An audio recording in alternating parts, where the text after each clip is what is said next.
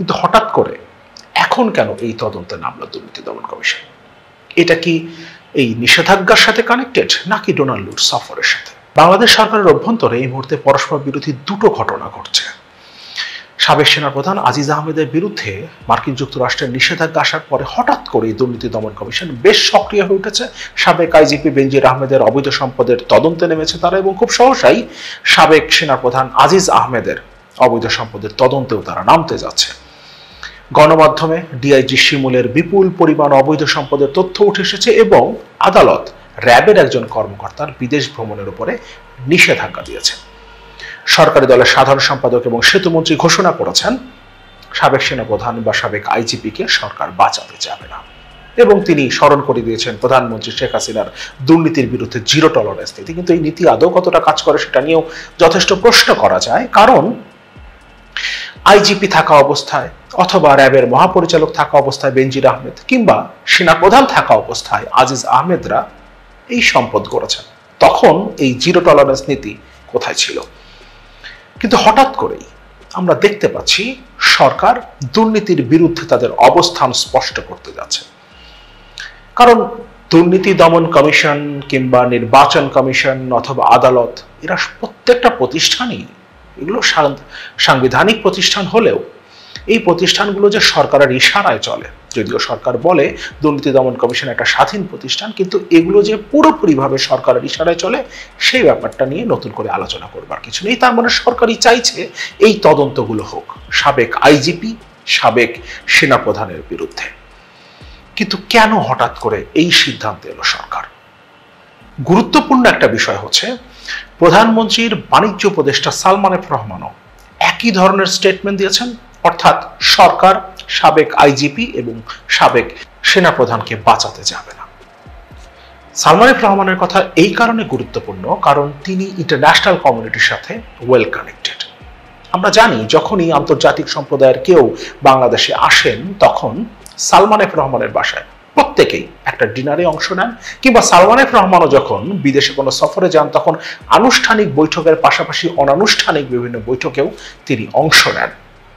এই কারণে সালমান এফ রহমান যখন এই ধরনের কোনো কিছু বলেন তখন সেটার আলাদা গুরুত্ব আছে। কারণ কয়েকদিন আগে ডোনাল্ড যখন বাংলাদেশে সফরে এসেছিলেন তখন তিনিও কিন্তু সালমান এফ রহমানের বাসায় ডিনারে অংশ নিয়েছিলেন। আমরা অনেকেই মনে করছি হয়তোবা সাবেক সেনাপ্রধানের বিরুদ্ধে মার্কিন যুক্তরাষ্ট্রের নিষেধাজ্ঞা আসার পরেই দুর্নীতি দমন কমিশন বা সরকার নড়ে চড়ে বসেছে। কিন্তু বেনজির আহমেদের অবৈধ সম্পদের যে তথ্য নিয়ে এখন তারা কাজ করছে সেই তথ্য কিন্তু বেশ কিছুদিন আগেই গণমাধ্যমে উঠে এসেছে। কিন্তু হঠাৎ করে এখন কেন এই তদন্তে নামলো দুর্নীতি দমন কমিশন? এটা কি এই নিষেধাজ্ঞার সাথে কানেক্টেড নাকি ডোনাল্ড সফরের সাথে? এই আলোচনায় আসবো।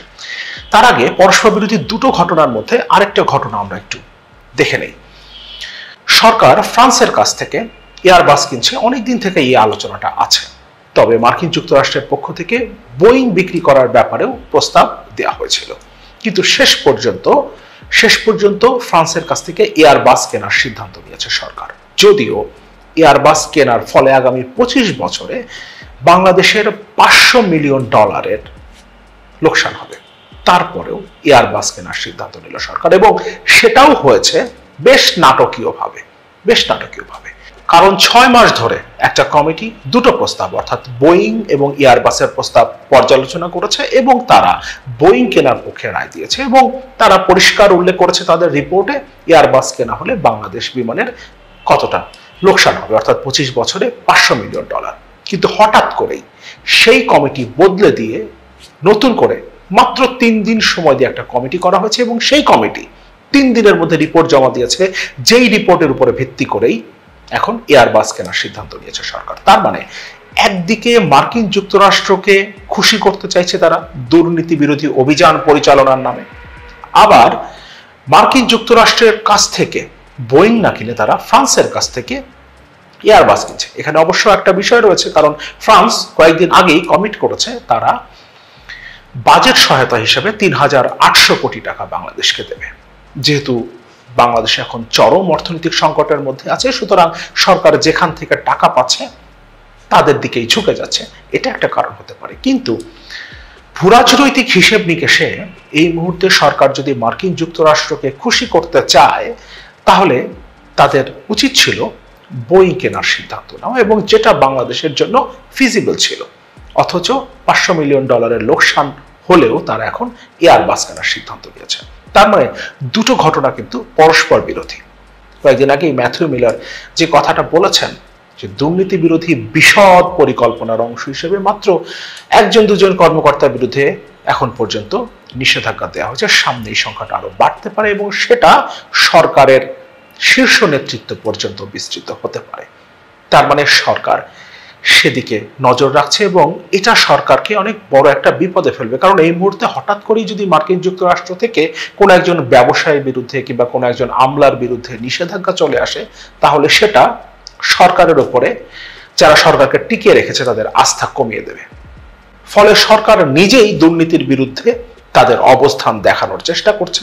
নাটকীয়ভাবে এয়ারবাস কেনার যে সিদ্ধান্তটা আসলো সেটা নিয়ে ডেইলি স্টার একটা ডিটেইল রিপোর্ট করেছে। রিপোর্টটা করেছেন জাইমা ইসলাম।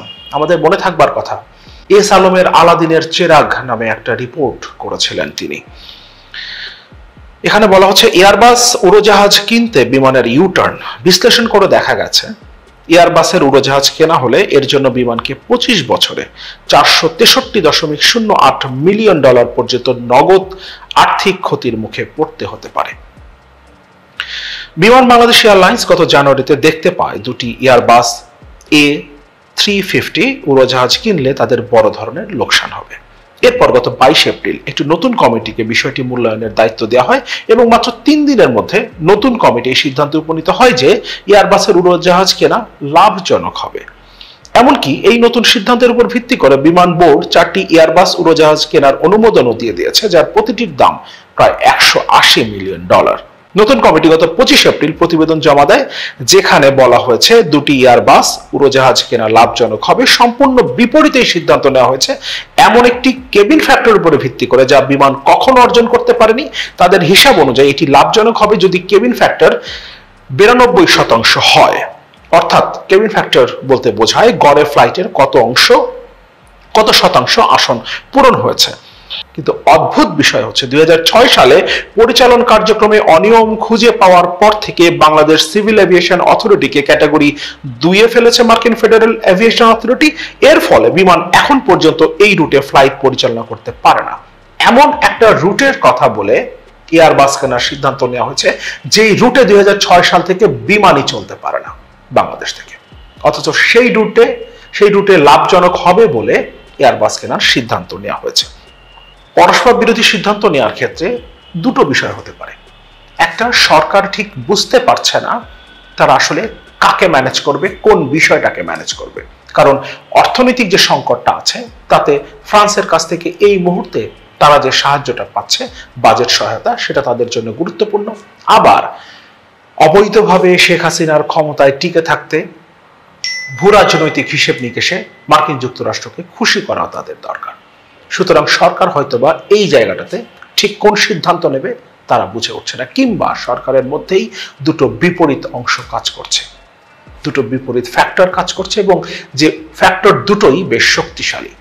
সুতরাং একদিকে মার্কিন যুক্তরাষ্ট্রকে খুশি করতে বা নতুন করে নিষেধাজ্ঞা ঠেকানোর জন্য দুর্নীতির বিরুদ্ধে তার অবস্থান দেখানোর চেষ্টা করছে, আবার একই সময়ে তারা ফ্রান্সের কাছ থেকে বাজেট সহায়তা পাবার লক্ষ্যে তাদের কাছ থেকে এয়ারবাস কেনাটাই কনফার্ম করছে। যদিও এই ব্যাপারে ম্যাক্রো যখন বাংলাদেশে এসেছিলেন তখনই সরকার তাকে প্রতিশ্রুতি দিয়েছিল 10টা এয়ারবাস কেনা হবে। ম্যাক্রো নিজেই এই কথা বলেছিলেন, বাংলাদেশ সরকার প্রতিশ্রুতি দিয়েছে। এবং এখানে নেগোসিয়েশনের একটা জায়গাও হতে পারে, আমেরিকার সাথে সরকার হয়তো একটা নেগোসিয়েশন করতে চাইছে। অর্থাৎ পশ্চিমাদের মধ্যে শুধুমাত্র মার্কিন যুক্তরাষ্ট্র না, বাংলাদেশের বর্তমান ক্ষমতাসীন সরকার চাইলে ইউরোপের কোনো দেশের সাথেও সম্পর্ক গড়ে তুলতে পারে। ফলে মার্কিন যুক্তরাষ্ট্রের সাথে বার্গেইনের জন্য এটাও একটা পয়েন্ট হতে পারে। কিন্তু একটা বিষয় পরিষ্কার, সরকারের অবস্থানটা এই মুহূর্তে নড়বড়ে। তাদেরকে কখনো মার্কিন যুক্তরাষ্ট্রকে খুশি করতে হচ্ছে, কখনো আবার টাকার জন্য ফ্রান্সের দিকে ছুটতে হচ্ছে, একই সময়ে তাদেরকে আবার চীনের দিকে ছুটতে হচ্ছে, কারণ চীনের কাছেও সে $5 বিলিয়ন ইউয়ানের সহায়তা চেয়েছে। একই সময় ভারতকে দিয়ে মার্কিন যুক্তরাষ্ট্রকে ম্যানেজ করে এতদিন তারা যে ক্ষমতায় আছে সেই বিষয়টা তো আমাদের সামনে পরিষ্কার। সুতরাং চীনকে ম্যানেজ করতে গিয়ে আবার ভারতের চাপের মুখে পড়ছে। আমরা দেখেছি ভারত ইতোমধ্যেই বাংলাদেশে বিদ্যুৎ সরবরাহ কমিয়ে দিয়েছে এবং আদানির প্রতিনিধি এসে সরাসরি অর্থমন্ত্রীর সাথে দেখা করে বকেয়া টাকা পরিশোধ করতে বলেছে। সুতরাং সরকার এখন চারদিক থেকে প্রচন্ড রকম চাপে আছে এবং এই কারণেই সরকারের অভ্যন্তরে বিভিন্ন ফ্যাক্টর কাজ করছে এবং এই ফ্যাক্টরগুলো পরস্পর বিরোধী সিদ্ধান্ত নিচ্ছে। এই পরিস্থিতিতে বিরোধী রাজনৈতিক দলগুলো যদি একটা সত্যিকারের গণ আন্দোলন গড়ে তুলতে পারত, তাহলে এই সরকারের ক্ষমতায় টিকে থাকা অনেক